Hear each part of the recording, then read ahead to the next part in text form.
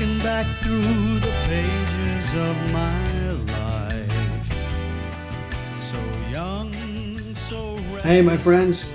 I'm Dennis Merritt Jones, and I want to thank you for inviting me into your home today to share these ideas. I also want to thank your spiritual community for hosting me to come into your home to share these ideas. Before I begin, I want to ask you one simple question, which I always do at the beginning of my lessons, and that is this. How are you breathing?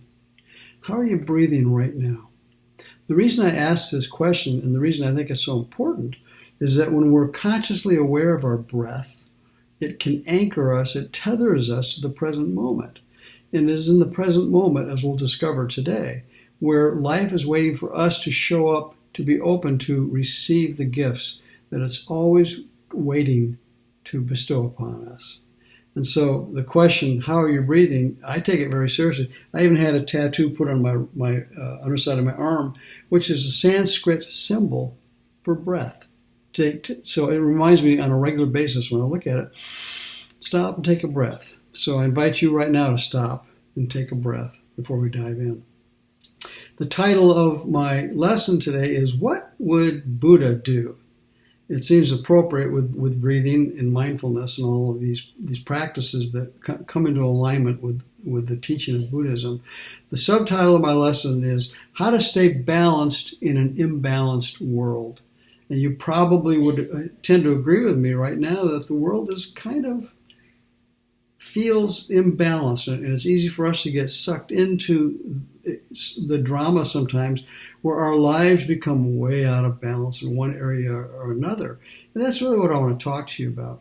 This is illustrated beautifully by the story of Buddha on his search for enlightenment. And what he discovered is the messages I want to share with you today. Buddha was searching through the wilderness for years, and he was so focused on wanting to discover the key to enlightenment, to total enlightenment, that he sat underneath a banyan tree, and he committed to not moving from that tree until he received full enlightenment. So there he is, week after week after week. He hadn't eaten, he hadn't drunk any water, he was emaciated, and he's meditating, and he hears this ruckus going on through the forest. And so with his very worn-out body, he drags his body through the forest into the opening of a meadow, and he sees two musicians in the clearing trying to string a guitar or a stringed instrument. And one musician is saying to the other, make it tighter, or the strings will rattle. And the other musician says, no, not too tight, because if you do it too tight, they'll break. Looser. And the other musician would say, no, if you do it too loose, they'll rattle, and you won't be able to find the melodies that you want to play. So back and forth they argued, not too tight, not too loose, not too tight, not too loose. And one of the musicians said, tune it right in the middle. That's perfect. And the Buddha heard that. And that was the moment he received enlightenment. The key to life, the middle pathway.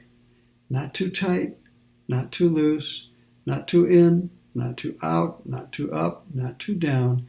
In the middle is just right.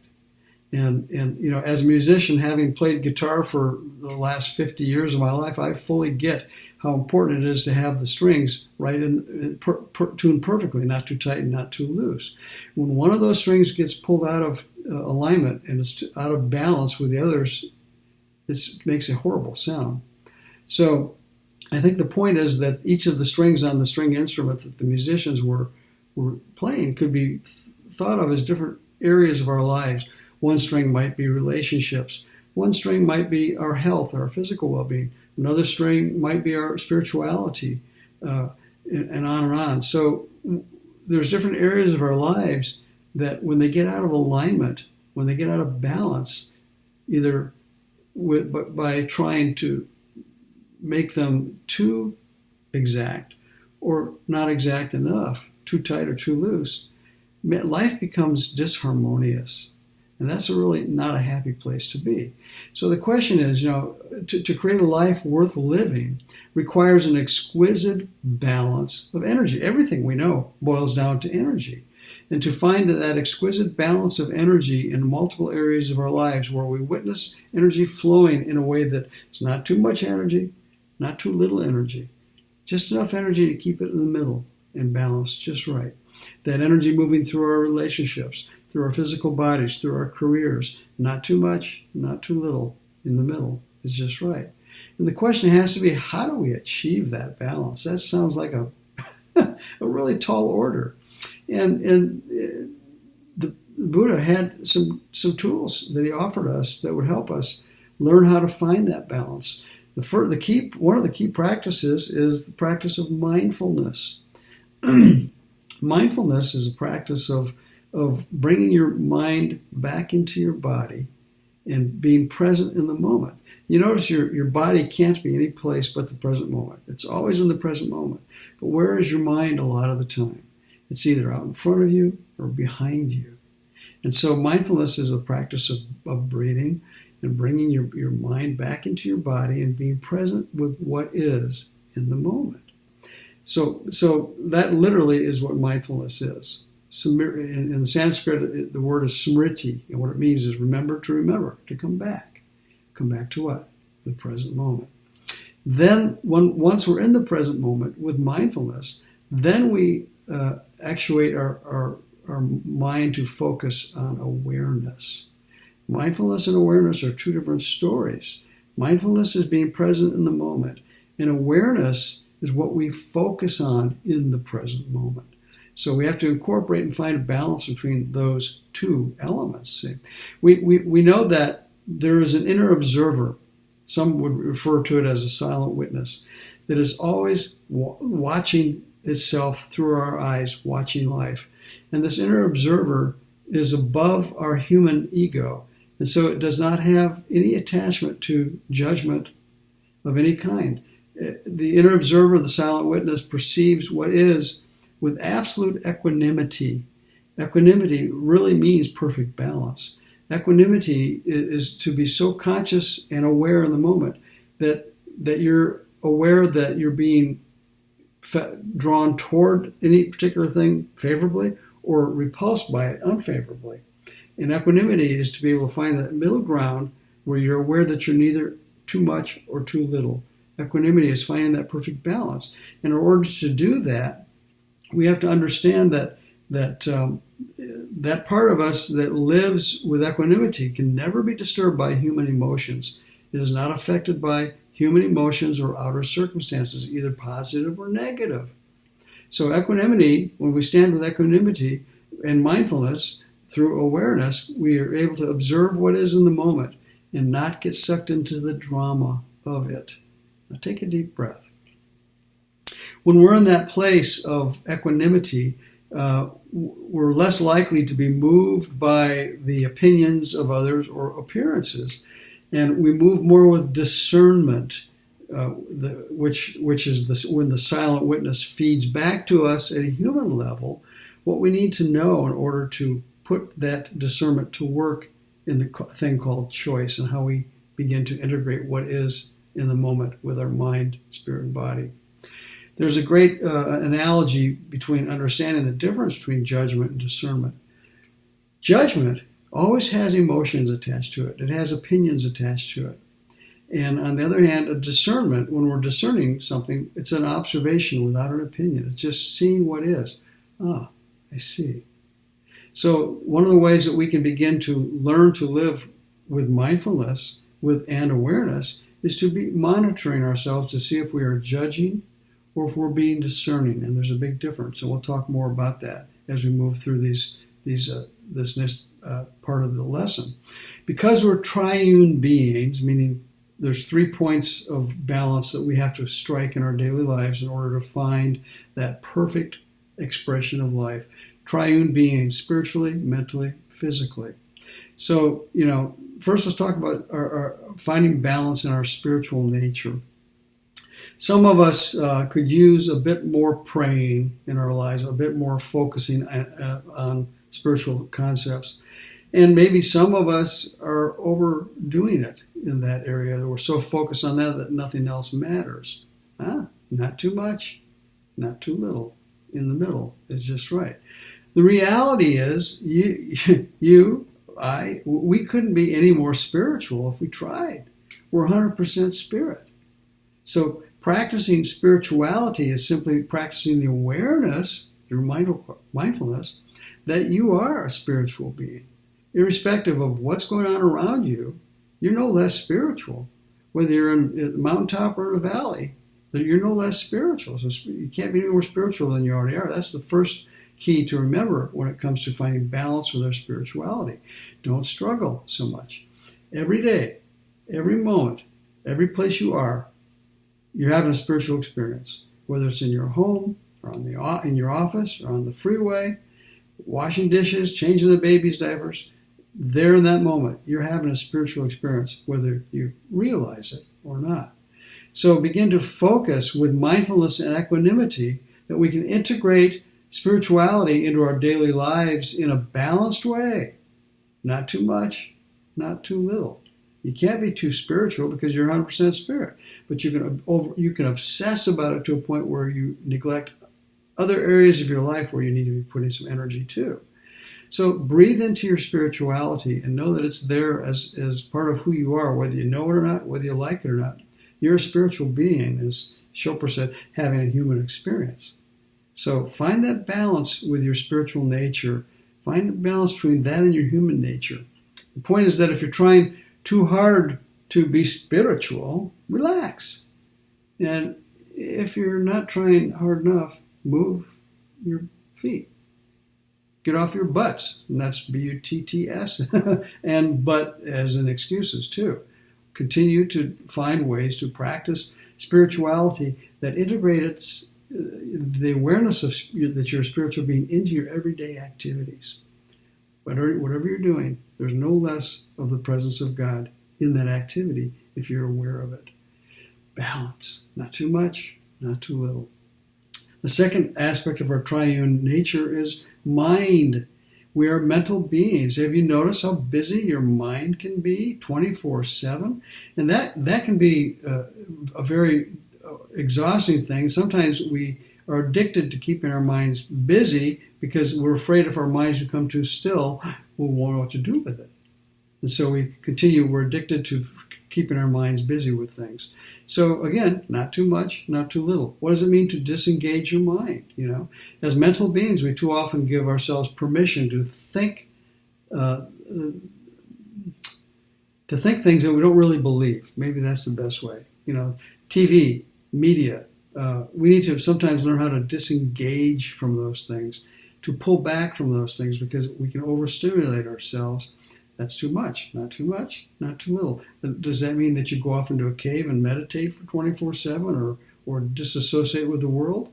No, of course not. Of course not. With mindfulness and equanimity, we can witness what we're feeling in our mind and our bodies. And once we begin to realize what we're feeling, we can also focus on what we're feeding our minds. And if we don't like what we're feeding our minds, or our bodies, which comes up next, we can challenge it. We can challenge it. If we're aware of what we're feeding our mind by watching the media, what's going on in the world, buying too much into the opinions of others.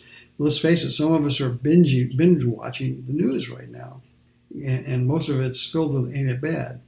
And so maybe this is a place where you reel it in a little and you say, not too much. Not too little. Refocus some of your attention on other things. Read a good book. Do things that bring your mind into balance with equanimity. Monitor where your mind wants to take you. And when you find that it's taking you down a dark alley in your mind, refuse to go down there. Find a street in your mind that's well lit, that has purpose and meaning. We're also emotional beings, which is really the bridge between our minds and our bodies.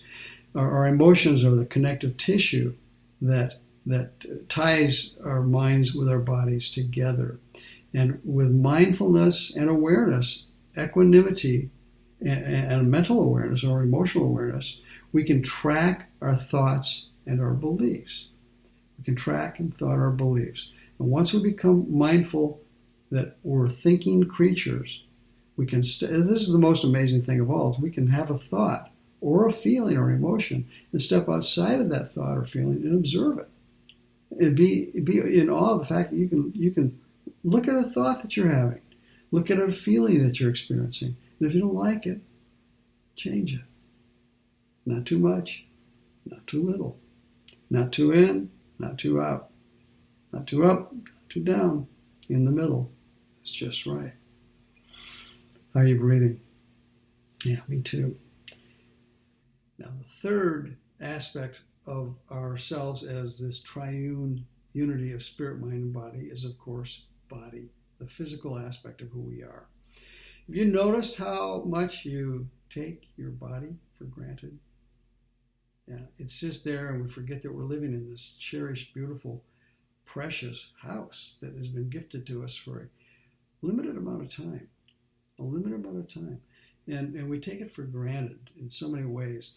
Now, at the physical level, our body is a very interesting house that we live in. It's simply a carbon-based, biodegradable, disposable vessel that we ride around in while we're on the planet. But we still need it. You'd have a hell of a time having a spiritual experience in the world without a body to have it through. And so while we have bodies, we need to find balance with them, which means we have to learn how to take care of them, maintain them in a way that makes sense. Well, it's like your automobile. Your automobile moves you from point A to point B, right? Your body moves you from point A to point B as well. The question is, do you maintain your automobile? Do you change the oil and rotate the tires and do all the things that you need to do to keep it moving and operating, functioning in a good way? Of course you do. We all do. Are our bodies any less important than our automobiles? With mindfulness, if you listen to your body, it will tell you. It'll tell you what it needs. If you're mindful and you're aware and you're present in the moment and you're listening, your body will tell you what it needs in order to find its perfect balance, to perfect assimilations, utilization, and elimination of all energy that wants to move through your body. Okay. So you have to learn to listen. Now, that's mindfulness. With equanimity, you get a chance to discern what is coming up in your awareness as being fact or fiction, and whether it needs to be heeded and followed through with, or it's just a thought that you want to let pass. So equanimity is to be able to observe the reports that are coming in from your body and see what's true and what's not, what's over-exaggerated and what's not, and then take the appropriate actions. Not too much, not too little, not too in, not too out. Find the balance in your body. Honor it, listen to it, but don't let it control you or use you. You use your body in a conscious, intentional way. And the second tier, by the way, of our body is really the body of our relationships. So the question you have to find there to address as well is, how balanced are you in your relationships? Too much, not too little? Are you over-engaged in some relationships that rob you from time that you should put into other relationships? Some people put so much time into their work, they forget about the body of the relationship called family. Some people are so focused on family and hanging out with cherished loved ones that they forget that there's other aspects of what their body in the world is, body of work, body of play, etc. Not too much, not too little, not too in, not too out. So, how are you breathing? How are you breathing? This is what I would say to you. The next time that you feel like you're being pulled off axis or you feel like you're being pulled out of balance by what's going on around you in the world, in any area of your life, and there's tons of things right now working hard at pulling us out of balance just because it's competing for our attention. Stop. When you find yourself in that place, stop. Take a deep breath. Ask yourself, what would Buddha do? He'd breathe. He'd find a place between mindfulness, awareness, and equanimity, balance. Not too much, not too little, in the middle. It's just right. So breathe today. Breathe deeply and enjoy each breath as a gift of life that it is. Come back to your center. Come back to the present moment. Find your balance in the present moment. That's where your point of power is. You have no power in tomorrow or yesterday. This, in the present moment, is where your power lies. Engage with it consciously, mindfully, with full awareness. Balance. Find your balance. Find your balance. Not too much, not too out, not too in. Just in the middle is right. I want to thank you for sharing your day with me. I hope that you found value in what we talked about. And I also want to encourage you to support your spiritual community for bringing this message to you. Support them with your tithes, your gifts, your checks, your service, whatever you can do to help your community continue to keep on doing what it's doing. If you want to connect with me, just go to my website, DennisMerrittJones.com. Got all kinds of goodies there. Download free too. So I look forward to talking to you again soon. Until then, peace. Over and out.